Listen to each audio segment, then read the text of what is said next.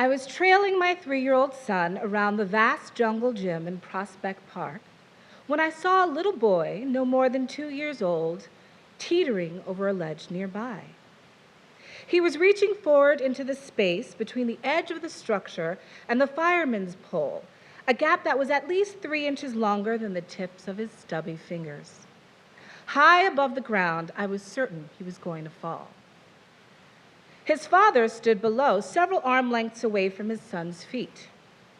"Okay, Evan," he called up to him, his hands resting in the slits of his pockets.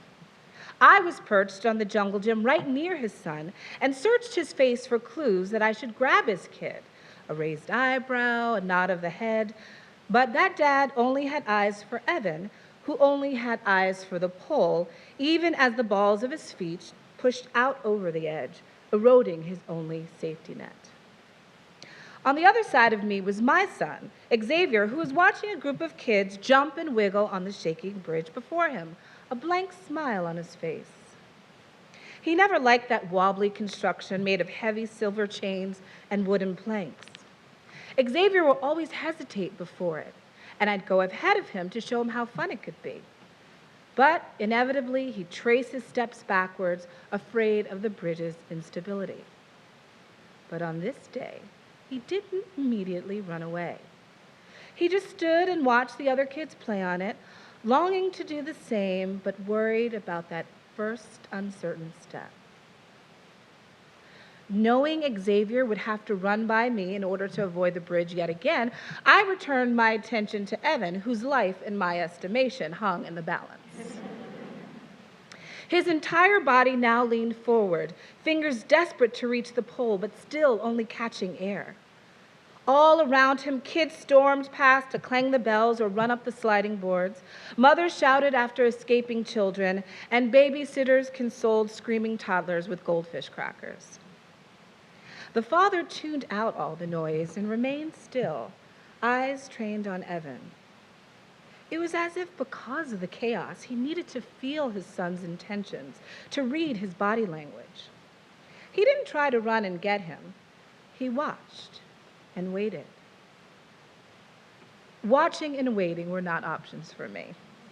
Xavier had been diagnosed on the autism spectrum several months before and had trouble speaking and understanding when people talked to him.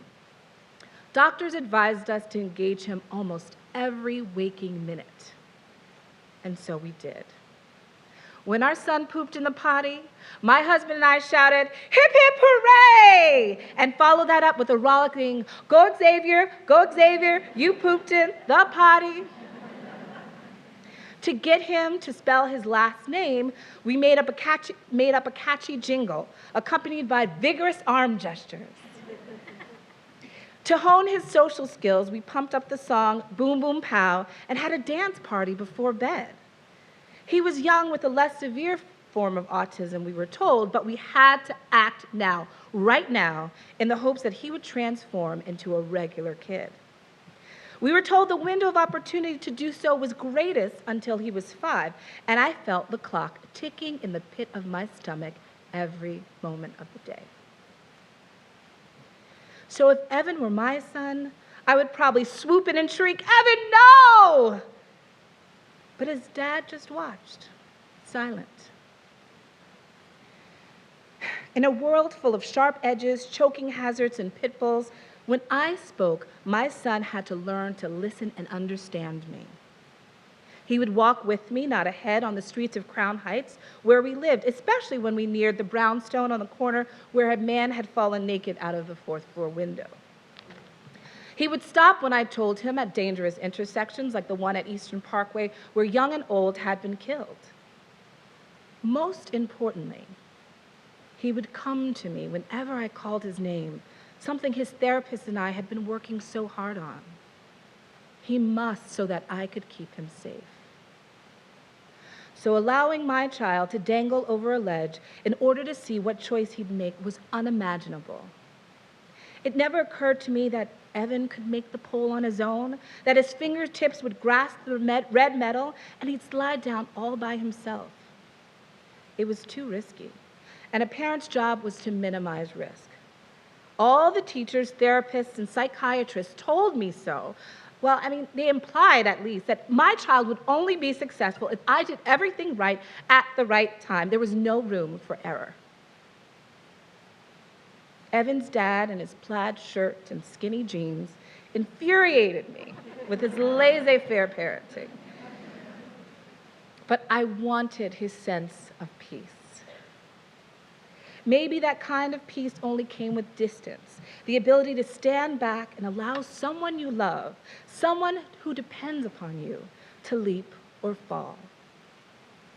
Perhaps that's what parenting is. Backing away slowly to give your child enough space to jump forward all on their own, but staying close enough to help them heal after a painful plummet. I didn't know how to navigate those empty spaces. In some ways, I felt Xavier had been born into a gap. It was my job to help him climb out of it. I needed to be vigilant, but I wanted to empower my child, not command power over him, to guide but not demand, to love him hard but gently enough not to break his spirit. The relationship between me and Xavier and autism was a tricky one since I loved one and fought against the other. I don't know if Evan leapt to the pool that day or not. I didn't witness whether he caught it and slithered down or cried for his dad. The wrangling and jangling of the trembling bridge had stopped, and I turned around. The other kids had moved on, and it stood still, Xavier observing it closely. He looked down at his feet and began to shuffle them forward, slowly, towards the first chain of the bridge. I stood behind him, hands clenched, watching. He had never gone this far before. As his right foot began to gently glide over the metal links, I couldn't contain my excitement. Go, Xavier, you can do it!